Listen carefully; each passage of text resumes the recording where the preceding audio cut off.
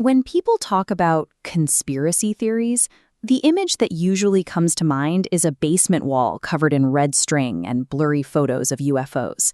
It is easy to dismiss those ideas as the delusions of the paranoid. But in the summer of 1989, a journalist named Philip Weiss slipped past security into a private forest in Northern California. He found himself inside Bohemian Grove, an exclusive retreat where business leaders and U.S. presidents gathered for a 2-week escape from the public eye. Once the sun went down, Weiss witnessed world leaders in dark robes performing a ritual called the cremation of care. They carried a coffin in a slow procession and set it on fire at the base of a 40-foot-tall owl statue. Documented reality like this changes the scope of what we call a conspiracy. If something this strange can happen in the Redwoods, it suggests the most effective secrets are simply those built with enough resources to stay out of sight. These secrets are rarely born from a desire for chaos. They are the byproduct of protecting a bottom line. Most institutional cover-ups begin as a simple calculation on a corporate spreadsheet. In the late 1960s, Ford rushed the production of the Pinto to compete with smaller, cheaper imports.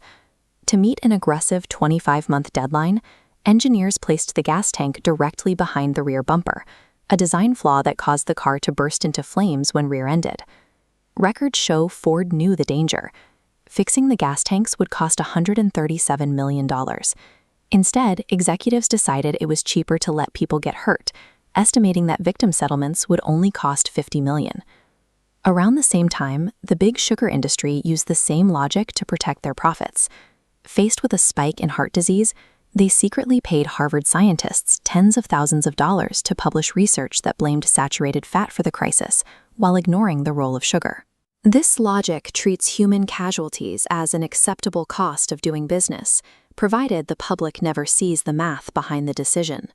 When government agencies act on these motives, their methods often cross into the surreal. During the Cold War, the CIA spent $20 million on Project Acoustic Kitty.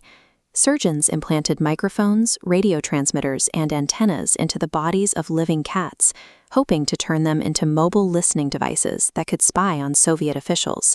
The project was a disaster. The first cat released near the Soviet embassy in Washington, D.C., was immediately hit by a taxi. The mission was over before it began, leading to a quiet shutdown of the program. During the Vietnam War, the military tried a different approach to bending nature.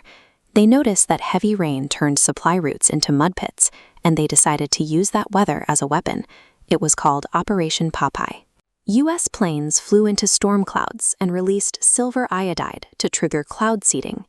The goal was to extend the monsoon season and keep the Vietnamese supply lines underwater. The extra rain turned secret jungle paths into impassable mud, making it nearly impossible for enemy forces to move food and weapons through flooded terrain.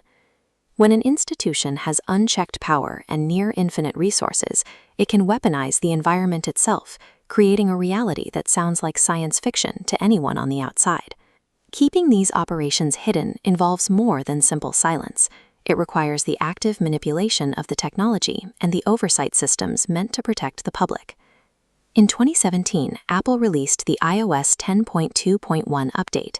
Users with older hardware, like the iPhone 6s shown here, noticed their phones becoming sluggish and unresponsive. Apple was deliberately slowing down the processing speed of these phones.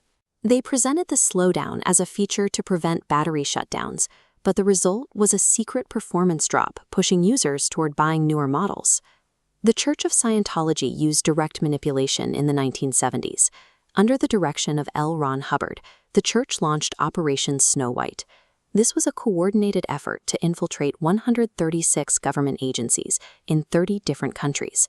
Undercover operatives were hired by the IRS and the Department of Justice to find, steal, and destroy any files that were critical of the church.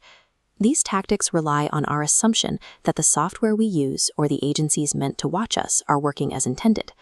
These operations rarely end because of an internal change of heart.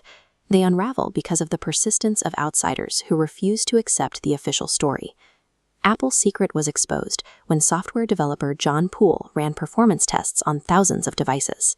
This data showed that older batteries were directly tied to a massive drop in processor speed, forcing the company into a $500 million settlement. The Big Sugar conspiracy remained hidden for nearly 50 years until researcher Kristen Carnes found the original payoff memos in the Harvard archives. The documents proved that the sugar industry had bought the scientific results they wanted.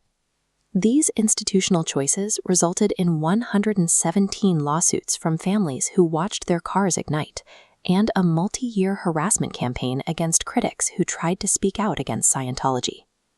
By burying the truth about nutrition, the sugar industry helped reshape the global diet, leading to a health crisis that has lasted for generations. History proves that blindly trusting governments and corporations is a dangerous game. Sometimes the theories labeled as paranoid are simply the truth before it has been declassified.